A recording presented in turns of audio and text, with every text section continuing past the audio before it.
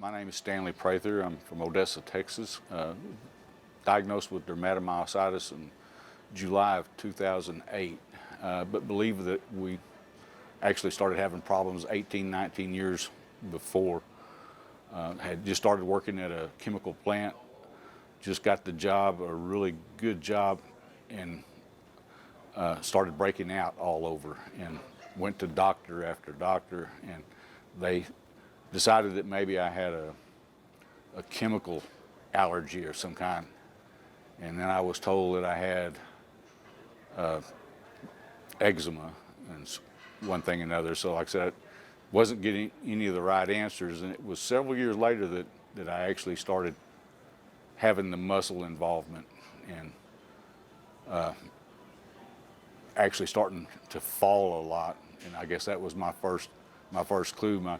The muscle involvement, I just wanted to think that I was getting older, I was out of shape, and that it was just a natural thing that all of a sudden now I wasn't able to do things that I could do earlier in life. Had trouble climbing ladders, had trouble climbing stairs, had trouble getting up from a sitting position, and seemed like that one of the worst things in the world was turning over in bed.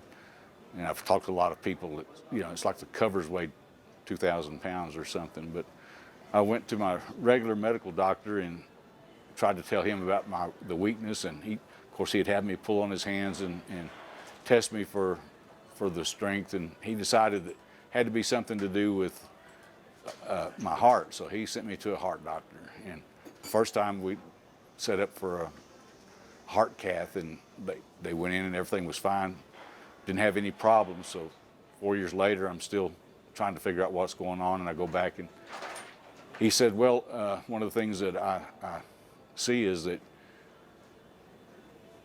you need to go back and see the heart doctor again. So that time I went back, they did a heart cath, and sure enough, in February of 2008, I had a stent put in. I had one, like 90%, 99% blockage in one artery.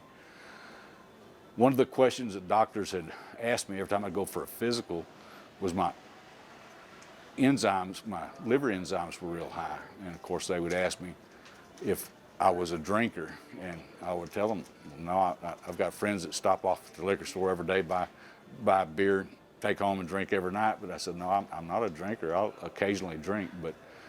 And they said, well, that's not any reason for your enzymes to be that high. But they would just kind of leave it at that. But of course, they would check my medical records and find out my mother died of cirrhosis of the liver. And so they'd go, yeah, he's a drinker. So they just never really took that information and put it together. And so,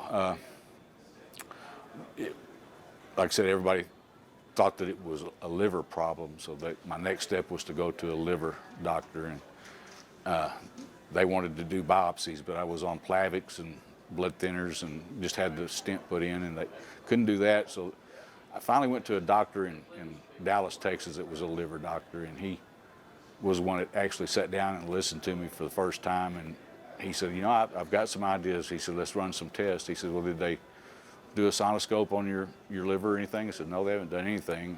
He did that, did a lot of blood work. He said, let me call you back tomorrow. He said, don't stay in Dallas, go ahead and go home, and I'll call you back tomorrow, and I'll let you know what I found out. So sure enough, I get the phone call, and he's very excited the next day, it seemed like.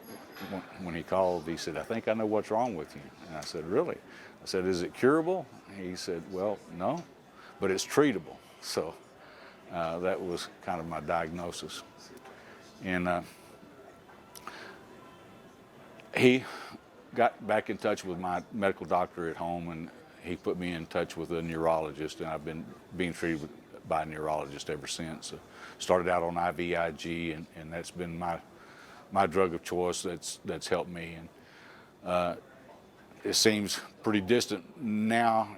I have trouble remembering just how bad it was, but some things that's helped me is, you learn to do different things. The things that you used to do, you have to do a little bit differently, and you have to take priorities. And the first few years, I really had a lot of problems because my friends would want us to go out and eat or go do something with them, and it was really a hard time for me to, all I wanted to do was lay around and sleep. And my motto before this disease was always to live while I'm alive and I'll sleep when I'm dead, as Bon Jovi said. So it was really unusual for me to all of a sudden need to have all this extra sleep and all this downtime, and I guess that's what really I remember the most about the earlier part of the disease. And it did take a while, but like I said, it's been 7 years now, 6, 7 years, and looking back at it, you know, it's hard to remember just how bad it was, really, because I've adjusted, I've learned priorities. You know, you do the things you have to do, not necessarily the things you want to do. Some things you do the things you want to do, not necessarily things that you have to do. So you just have to kind of prioritize. Yes, I was doing IVIG for once a week for over 2 years, and then they started spreading it out every 3 weeks, every 4 weeks. I'm now at every 6 weeks, and I do pretty well first 4 weeks or so, and then I start to kind of run downhill, and I can tell when it's time for another IVIG treatment. So, but like I said, I was working in a chemical plant, and when I was diagnosed, and I had been telling my wife, I'm just not going to be able to keep this up much longer. I was working in a control room, so it was the easier part of the job, but I kept telling her I'm just not going to be able to keep this up that much longer, and she couldn't quite understand that because we didn't realize the problems that I had. So after a little while, after I found out what was going on, I had the doctors write me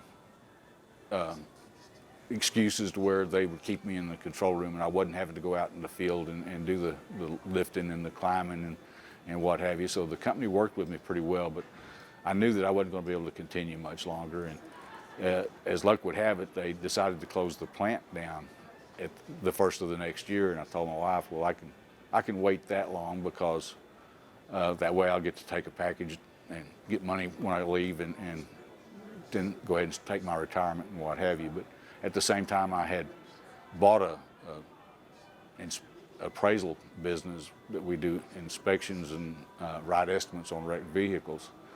And I had people working for me, and I was doing that on my days off. We worked shift work, so I had a lot of days off during the month, and I did do a lot of that work. And I was able, when I retired, to go ahead and take up that business and keep it up. And the thing about working for myself was that if I was able to go, I was able to go and do what I could. And then days that I couldn't, well, I could work my own schedule, and I had people that worked for me. So for a long time, all I did was just the paperwork and the book work, keeping the bookkeeping up. So.